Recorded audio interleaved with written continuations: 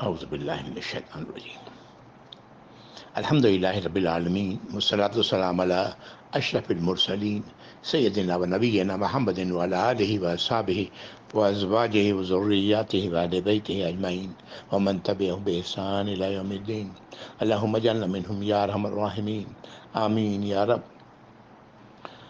اما بعد فاعوذ باللہ من الشیطان الرجیم رب اشرح لی صدری ویسر لی امری واحلل عقدۃ من لسانی یفقہوا قولی اللہم اجعل ھذا لوجہک الکریم لا ریاء فیہ ولا سمعہ یا رب العالمین۔ ربنا تقبل منا انک انت السمیع العلیم وتب علینا انک انت التواب الرحیم آمین یا رب العالمین۔ السلام علیکم ورحمۃ اللہ وبرکاتہ۔ 26واں پارہ الحمدللہ، اور آج ہم لوگ انشاءاللہ سورہ محمد پڑھیں گے۔ یہ سورت مدنی ہے، 38 آیات ہیں اس کے ایک نام تو محمد ہے سورت کا، دوسرا یہ سورت القتال کے نام سے بھی معروف ہے۔ یہ دونوں نام ہیں اس سورت کے، جن ناموں سے یہ معروف ہے۔ یہ سورت یہ محمد آیت نمبر 2 سے لیا گیا ہے، اور القتال آیت 20 سے ماخوذ ہے۔ مکہ مکرمہ میں اجازت نہیں تھی، ہاتھ باندھ کے رکھنے کا حکم تھا۔ جو بھی ظلم و ستم ہو رہا ہے برداشت کرو۔ کافروں سے جنگ کرنے کا حکم سورۃ الحج میں آیا، اور جن آیات میں آیا ہے اس کے بارے میں کہا جاتا ہے کہ یہ ہجرت کے دوران یہ آیات نازل ہوئی، اور عملاً اس کا آغاز غزوہ بدر کی شکل میں ہونے والا تھا۔ یہ صورت غالباً غزوہ بدر سے قبل نازل ہوئی ہے۔ یہ وقت وہ تھا کہ عرب کی سرزمین میں ایمان لانے والوں کو ظلم و ستم کا نشانہ بنایا جا رہا تھا، اور ایمان والے لوگ اپنی جان بچا بچا کر مدینہ میں اکٹھا ہو رہے تھے۔ مدینہ کی ایک چھوٹی سی بستی ہر سمت سے کفار کے نغے میں تھی، اور ان سب کے سب سے بڑے دشمن کفار مکہ تھے، جو دین اسلام کو مٹا دینے کا عزم لیے اپنی تیاری میں مصروف تھے۔ مدینہ کی آبادی کے لیے دو ہی راستے تھے، کفار سے جنگ کریں یا راہ حق پر چھوڑ کر کفر پر واپس آ جائیں۔ اللہ نے عزیمت کی راہ دکھائی۔ مدینہ کے اندرونی حالات بھی کسی طرح کفار سے جنگ کے لیے سازگار نہ تھے، گو کہ آپ نے مدینہ آتے ہی یہودیوں کے ساتھ ایک معاہدہ کیا تھا، جو میثاق مدینہ کے نام سے معروف ہے۔ ان کے تینوں قبائل نے حالات کے پیش نظر اس معاہدے پر دستخط تو کر دیے تھے، لیکن وہ اسلام کے خیر خواہ نہیں تھے، درپردہ دشمن تھے۔ ان 3 قبائل میں سے ایک تو عین مدینہ کے وسط میں آباد تھا۔ یہودیوں کی سازشوں نے ایمان والوں میں ایک ایسی جماعت کھڑی کر دی تھی جو آستین کے سانپ تھے۔ یہ تھے منافق، جو دعویٰ ایمان لانے کا کرتے، لیکن ان کا ساز باز، ان کے تعلقات، ان کی ہمدردیاں یہودیوں اور کفار سے تھیں۔ دنیا والوں کا خوف اور دنیا کی محبت اور چاہت ہی ایمان والوں کے دلوں میں نفاق کو جنم دیتی ہے۔ اللہ تعالیٰ اس سے ہم سب کو محفوظ رکھے یا رب۔ اس سے بدتر مرض کوئی نہیں ایمان والے کے لیے۔ اللہ تعالیٰ ہم سب کو اس سے بچا کے رکھیں، ہم اپنے ایمان میں خالص ہوں، آمین یا رب العالمین۔ اس صورت کی آیات ان تمام صورتحال کو اپنے اندر سمیٹے ہوئے ایمان والوں کو عزیمت کی راہ دکھاتی ہیں، اور اس کا کامیاب تجربہ ایمان والوں نے بدر کی جنگ میں کیا، اور دنیا ششدر رہ گئی۔ سبحانک۔ اعوذ باللہ من الشیطان الرجیم، بسم اللہ الرحمن الرحیم۔ الذین کفروا وصدوا عن سبیل اللہ اضل اعمالہم۔ وہ لوگ جنہوں نے کفر کیا، اللہ کی اطاعت و نافرمانی سے انکار کیا، اور اللہ کے راستے سے لوگوں کو روکا، خود بھی رکے رہے، ان کے اعمال اللہ نے ضائع کر دیے۔ جو بھی ان کی خیر کے کام تھے وہ سب اللہ نے ضائع کر دیے۔ یہ آیت نمبر 1 ہے۔ والذین آمنوا وعملوا الصالحات وآمنوا بما نزل على محمد وهو الحق من ربهم کفر عنہم سیئاتہم واصلح بالہم۔ یہ آیت نمبر 2 ہے۔ دوسری طرف وہ لوگ جو ایمان لائے اور اچھے عمل کیے، یعنی اللہ کی ہدایات اور فرمانبرداری پر عمل کرتے رہے، اور ایمان لائے اس چیز پر جو محمد پر نازل ہوئی، یعنی اللہ کی کتاب جو محمد صلی اللہ علیہ وسلم پر نازل ہوئی، وہ احادیث جو آپ صلی اللہ علیہ وسلم پر نازل ہوئی، وہ الحق، اور یہ سب سچائی ہے، من ربہم، ان کے رب کی طرف سے۔ اللہ نے ان کی برائیوں کو ان سے دور کر دیا اور ان کے تمام معاملات کی اصلاح کر دی، اندرونی بیرونی تمام معاملات کی اللہ نے اصلاح کر دی۔ یہ آیت نمبر 2 ہے۔ آیت نمبر 3، ایسا کیوں ہوا، اس کا جواب ہے ذالک بأن الذین کفروا واتبعوا الباطل وأن الذین آمنوا اتبعوا الحق من ربهم کذالک یضرب اللہ للناس امثالهم۔ ایسا اس لیے ہوا کہ جو لوگ کفر کرنے والے ہیں انہوں نے باطل کی پیروی کی، ایسی چیز کی پیروی کی جو حق نہیں، درست نہیں، موجود نہیں، اور وہ لوگ جو ایمان لائے انہوں نے پیروی کی سچائی کی جو ان کے رب کی طرف سے آئی۔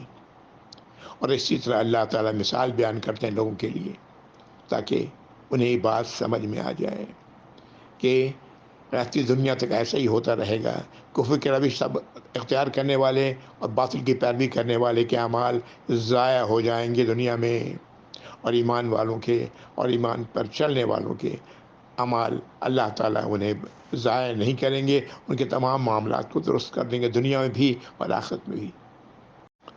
اگلی آیت، آیت نمبر 4 میں ہدایت آ رہی ہے۔ جب مٹ بھیڑ ہو، سامنا ہو کفر سے، تو کیا کرنا ہے؟ اعوذ باللہ من الشیطان الرجیم۔ وَإِذَا لَقِيتُمُ الَّذِينَ كَفَرُوا فَضَرْبَ الرِّقَابِ، تو جب تمہاری ملاقات ہو کفر سے جنگ کی حالت میں تو ان کے گردنوں پہ مارو، حَتَّى إِذَا أَثْخَنْتُمُوهُمْ وَشُدُّوا الْوِثَاقَ، یہاں تک کہ جب تم ان کو پوری طرح خون بہا لو، ان کو پوری طرح ختم کر دو، جو بچ جائیں ان کو مضبوطی کے ساتھ باندھ لو، یعنی ان کو قیدی بنا لو۔ فَإِمَّا مَنًّا بَعْدُ وَإِمَّا فِدَاءً، اب اس کے بعد یا تو ان پر احسان کرو اس کے بعد جنگ کے بعد، یا ان سے فدیہ لو، حَتَّى تَضَعَ الْحَرْبُ أَوْزَارَهَا، یہاں تک کہ جنگ اپنے ہتھیار رکھ دے، یعنی جنگ ختم ہو جائے۔ ذَلِكَ وَلَوْ يَشَاءُ اللَّهُ لَانتَصَرَ مِنْهُمْ وَلَكِنْ لِيَبْلُوَ بَعْضَكُمْ بِبَعْضٍ، یہ ایسا ہی ہے، اور اگر اللہ چاہتے تو خود ہی ان کو ان سے بدلہ لے لیتے، کس سے؟ کفر کے روش اختیار کرنے والوں سے، لیکن اللہ تعالیٰ بعض کو بعض کے ذریعے آزماتے ہیں، یہ اللہ کا قانون ہے اس دنیا میں۔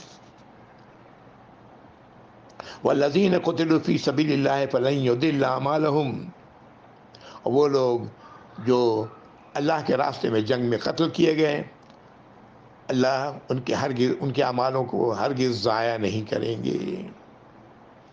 یہ آیت نمبر 4۔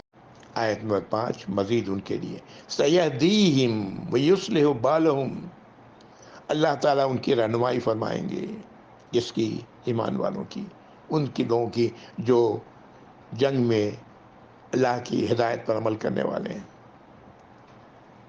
اور ان کے تمام حالات کو درست کر دیں گے۔ یہ آیت نمبر 5۔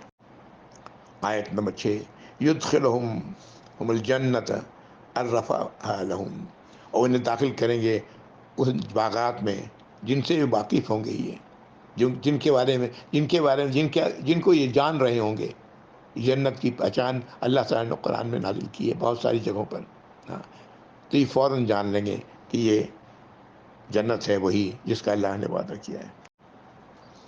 اب یہ ان آیات کی ایک آیت میں، آیت نمبر 7 میں اللہ نے پوری بات کو سمو دیا ہے۔ یا ایھا الذین آمنوا ان تنصروا اللہ ینصرکم وثبت اقدامکم، اے ایمان والو اگر تم اللہ کی مدد کرو گے تو اللہ تمہاری مدد کریں گے اور تمہارے قدموں کو جما دیں گے، تمہارے قدموں کو ثابت قدمی ادا کریں گے۔ اللہ کی مدد کیا ہے؟ اللہ کے حکم پر چلنا، یہ اللہ کی مدد ہے۔ اس راستے پر چلنا جو اللہ نے قرآن میں نازل کیا ہے، اس راستے کو اختیار کرنا، تو اللہ تعالیٰ تمہاری مدد کریں گے اور تمہارے قدموں کو جما دیں گے۔ آیت نمبر 8۔ اور دوسری طرف والذین کفروا فتعسا لہم واضل اعمالہم، وہ لوگ جو کفر کا راستہ انہوں نے اختیار کیا ان کے لیے ہلاکت ہے، اور اللہ تعالیٰ ان کے اعمال کو ضائع کر دیں گے۔ کفر کے راستے پر چلنے والوں کی کوئی بھی عمل قبول نہیں ہوتی۔ ایمان خالص چاہیے۔ جتنی بھی دولت لٹا لیں، ہمارے ہاں ہم دیکھتے ہیں بہت سارے لوگ ایسے ہیں جو بہت مال خرچ کرتے ہیں لوگوں پر، لیکن خود ایمان سے محروم ہیں۔ ایسے لوگوں کو اس کا کوئی فائدہ نہیں پہنچے گا۔ کاش انہیں یہ بات سمجھ میں آئے۔ سب سے پہلے اپنے ایمان کو درست کرو، پھر اللہ کی اطاعت و فرمانبرداری کرو۔ آیت نمبر 9۔ ایسا کیوں ہوگا؟ ذالک بانہم کرہوا ما انزل اللہ فاحبط اعمالہم، ایسا اس لیے ہوگا کہ بے شک یہ وہ لوگ ہیں جنہوں نے ناپسندیدگی اختیار کی اس چیز سے جو اللہ نے نازل کی ہے، تو اللہ نے ان کے اعمال کو ضائع کر دیا۔ اللہ تعالی ہم سب کو اس سے محفوظ رکھیں یا رب العالمین، ہمارے اعمال کو ضائع ہونے سے بچا لیں یا رب العالمین۔ اور یہ تبھی ہوگا جب ہم اپنے ایمان پر قائم رہیں گے۔ ابھی ہم لوگوں نے حامیم کی صورتیں پڑھی ہیں۔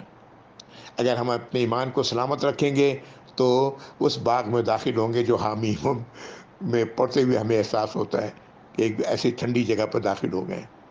اللہ تعالیٰ ان کے اعمال کو نہ ضائع کریں گے بلکہ ان کے تمام گناہوں کو ہی معاف کریں گے، جو ان سے غلطیاں سرزد ہوئی ہیں اسے ہی معاف کریں گے، اس لیے کہ وہ لوگ اللہ سے خالص دل کے ساتھ توبہ کرنے والے ہیں، اللہ کی اطاعت و فرمانبرداری کرنے والے ہیں، اور اللہ کی ناراضگی سے اپنے آپ کو بچانے والے ہیں۔ یا اللہ ہم سب کو ان میں شامل فرما۔ آیت نمبر 10۔ افلم یسیروا فی الارض فینظروا کیف کان عاقبۃ الذین من قبلہم دمر اللہ علیہم وللکافرین امثالها، اللہ کی ہدایات کو تسلیم نہ کرنے والے، ناپسند کرنے والے، ان سے یہ سوال کیا جا رہا ہے کہ کیا یہ زمین میں چلتے پھرتے نہیں ایسے لوگ؟ دیکھتے نہیں کہ کیا ہوا انجام ان سے پہلے والوں کا، جو ان سے پہلے تھے، کس طرح اللہ تعالیٰ نے انہیں ہلاک کر دیا۔ اور یہ مثال ہے ان لوگوں کے لیے جو کفر کے روش اختیار کر کیے ہوئے ہیں، جو اللہ کی نافرمانی کے راستے پر چل رہے ہیں، جو اللہ کی آیات کو ناپسند کرتے ہیں، ان کے لیے مثال ہے۔ ایسا کیوں ہوا؟ آیت نمبر 11۔ ذالک بان اللہ مولی الذین آمنوا وان الکافرین لا مولی لہم، ایسا اس لیے ہوا کہ بے شک اللہ مولا ہیں ان لوگوں کے جو ایمان والے ہیں، اور کافروں کے لیے کوئی مولا نہیں، ان کا کوئی کارساز نہیں، ان کا کوئی ولی نہیں، ان کا کوئی حمایتی نہیں، ان کا کوئی مددگار نہیں، ان کی کوئی سرپرستی کرنے والا نہیں۔ اللہ تعالی ہم سب کو محفوظ رکھیں یا رب العالمین، کفر کے روش سے ہمیں بچائیں یا رب العالمین، چاہے وہ ایک گناہ، ایک کفر کا راستہ ہو یا 100 ہو، ہر ایک سے محفوظ رکھیں یا رب العالمین۔ اللہ کی نافرمانی سے ہمیں مکمل طور پر بچائیں، آمین یا رب۔ آیت نمبر 12۔ ان اللہ یدخل الذین آمنوا وعملوا الصالحات جنات تجری من تحتها الانہار، بے شک اللہ تعالیٰ داخل کریں گے ایمان والوں کو، وہ ایمان والے جو عمل صالح کرنے والے ہیں، اللہ کی اطاعت و فرمانبرداری کرنے والے ہیں، ان باغات میں جن کے نیچے نہریں بہ رہی ہیں، بہتی ہوں گی۔ والذین کفروا یتمتعون ویأکلون کما تأکل الانعام والنار مثوی لہم، اب وہ لوگ جو کفر کی روش اختیار کرتے ہیں، کرنے والے ہیں، یہ دنیا کی زندگی میں برت رہے ہیں، عیش کر رہے ہیں، اس طرح کھاتے ہیں جیسے جانور کھاتے ہیں، اور ان کا ٹھکانہ کہاں ہے؟ آگ۔ اللہ محفوظ رکھیں یا رب العالمین، ہم سب کو کفر سے محفوظ رکھیں یا رب العالمین، اللہ کی نافرمانی سے محفوظ رکھیں یا رب العالمین، آمین۔ آیت نمبر 13۔ وَكَيِّن مِّن قَرْيَةٍ هِيَ أَشَدُّ قُوَّةً مِّن قَرْيَتِكَ الَّتِي أَخْرَجَتْكَ أَهْلَكْنَاهُمْ فَلَا نَاصِرَ لَهُمْ۔ اللہ تعالیٰ فرمانے کتنی ہی آبادیاں تھیں، کتنی ہی بستیاں تھیں جو قوت میں، طاقت میں ان سے، جو مکے کے لوگ ہیں ان سے کہیں زیادہ تھیں، کہیں زیادہ تھیں۔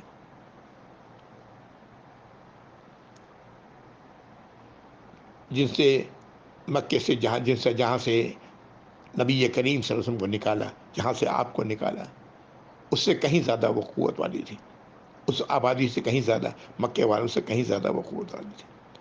اہلکناہم فلا ناصر لہم، اللہ فرما رہے ہیں ہم نے ان سب کو ہلاک کر دیا، اور ان کا کوئی مددگار نہ ہوا، کوئی بھی مدد کو نہیں آیا۔ تو ان کا بھی انجام یہی ہوگا اگر وہ ایمان نہیں لائیں گے۔ نبی کریم صلی اللہ علیہ وسلم کو مکہ والوں نے نکالا، آپ کو ہجرت کرنی پڑی، وہاں سے مکے کو چھوڑ کر نکلنا پڑا، مدینے کی طرف جانا پڑا۔ ایک روایت ملتی اس میں پتہ لگتا ہے کہ جب آپ نے غار ثور میں آ کر ابو بکر رضی اللہ تعالیٰ عنہ کے ساتھ پناہ لی تھی، اس وقت آپ صلی اللہ علیہ وسلم نے یہ بات کہی کہ مکے کی طرف توجہ کر کے آپ نے فرمایا کہ اے مکہ، تو تمام شہروں سے زیادہ اللہ کو پیارا ہے، اسی طرح مجھے بھی تمام شہروں سے زیادہ پیارا ہے۔ اگر مشرکین مجھے تجھ سے نہ نکالتے تو میں ہرگز نہ نکلتا۔ گھر بار کو چھوڑ کر نکلنا آسان کام نہیں ہے، اور اس دور کو تصور کریں۔ آج تو خیر ہم دیکھ رہے ہیں بہت سارے لوگ پاکستان کو چھوڑ کے باہر جا رہے ہیں، باہر دوسرے ملکوں میں آباد ہو رہے ہیں۔ ان کا معاملہ اور ہے، ان کی سوچ اور ہے، آج کے حالات اور ہیں، لیکن پھر بھی دل میں ایک قلق تو ہوتا ہے اپنی جگہ کو چھوڑ کے جانے کا۔ جو لوگ ہندوستان سے ہجرت کر کے پاکستان آئے، ان لوگوں کے دلوں میں وہ وقت تھا کہ کتنا قلق تھا ان کے دل میں اپنی جگہوں کو چھوڑ کے جانے کا۔ نبی کریم صلی اللہ علیہ وسلم کو بھی یہ قلق تھا، لیکن مجبوری تھی، حالات ایسے تھے کہ آپ کو نکلنا تھا وہاں سے، اللہ نے ہجرت کا حکم دیا تھا۔ آیت نمبر 14، وَمَنْ كَانَ عَلَىٰ بَيِّنَةٍ مِّن رَبِّهِ كَمَنْ زُيِّنَ لَهُ سُوءُ عَمَلِهِ وَاتَّبَعُوا أَهْوَاءَهُمْ۔ یہ سوال ہے مکہ والوں پر سامنے رکھا گیا ہے، مشرکوں کے سامنے رکھا گیا ہے، آج ہم سب کے سامنے یہ سوال ہے کہ کیا وہ جو وعدہ دلیل پہ ہو اپنے رب کی طرف سے، وہ اس کی طرح ہوگا جس کے برے اعمال اس کے لیے مزین کر دیے گئے، خوبصورت کر دیے گئے، اور وہ اپنی خواہشات کی، نفسانی خواہشات کی پیروی کرنے والا ہے؟ ظاہر ہے ہرگز برابر نہیں ہو سکتے۔ آگے کی آیات میں جنت کا نقشہ ہے۔ آیت نمبر 15، مثل الجنت التی وعد المتقون، مثال اس جنت کی جس کا وعدہ کیا گیا ہے متقیوں سے، ان لوگوں سے جو اللہ کی ناراضگی سے اپنے آپ کو بچانے والے ہیں، ان لوگوں سے جو اللہ کی فرمانبرداری کرنے والے ہیں، ایمان کے سچے ہیں، ان سے۔ فیہا انہار من ماء غیر آسن، اس میں نہریں ہیں پانی کی، ایسے پانی کی جو کبھی خراب نہیں ہونے والا۔ وانہار من لبن لم یتغیر طعمہ، اور نہریں ہیں دودھ کی جس کا مزہ بدلنے والا نہیں، خراب ہونے والا دودھ نہیں، ہمیشہ تازہ دودھ کی طرح۔ وانہار من خمر لذۃ للشاربین، اور اس میں نہریں ہیں شراب کی جو پینے والوں کے لیے بے انتہا لذیذ ہیں۔ وانہار من عسل مصفی، اور نہریں ہیں شہد کی، بالکل صاف اور اچھے شہد کی۔ وَلَهُمْ فِيهَا مِن كُلِّ الثَّمَرَاتِ، اور ان کے لیے، جنت والوں کے لیے ہر قسم کے پھل ہیں۔ وَمَغْفِرَةٌ مِّن رَّبِّهِمْ، اور اللہ کی مغفرت ہے، ان کے رب کی مغفرت ہے، معافی ہے تمام گناہوں سے، تمام غلطیوں سے۔ کمن هُوَ خَالِدٌ فِي النَّارِ، کیا وہ ان کی طرح ہوگا جو آگ میں ہمیشہ رہیں گے؟ وَسَقُوا مَاءً حَمِيمًا وَقَطَّعَ أَمْعَاءَهُمْ، اور انہیں پلایا جائے گا گرم کھولتا پانی جس سے ان کے پیٹ کی، ان کی آنتیں کٹ جائیں گی، ٹکڑے ٹکڑے ہو جائیں گی۔ استغفر اللہ یا رب العالمین۔ آیت نمبر 10 میں دلیل پر رب کی دلیل پر چلنے والوں کی اور غلط راستے پر چلنے والوں کی مثال اللہ نے دی کہ کیا دونوں برابر ہوں گے. اب یہ آیت نمبر 15 میں وہ جنت اور جہنم دونوں کی مثال اللہ تعالیٰ نے سامنے رکھی ہے. ایک طرف جنت ہے اور خوشیاں ہی خوشیاں ہیں، اور دوسری طرف تباہی و تباہی ہے. اللہ تعالیٰ ہم سب کو جہنم سے محفوظ رکھے یا رب العالمین. اے اللہ ہم سے ایسے کام کروائیں جو ہم اللہ کے آپ کی رضا کے مستحق بنے یا رب العالمین. آمین یا رب العالمین. اپنے اعمال کے بنا پر تو کوئی بھی جنت میں نہیں جا سکتا. جنت بہت مہنگی ہے.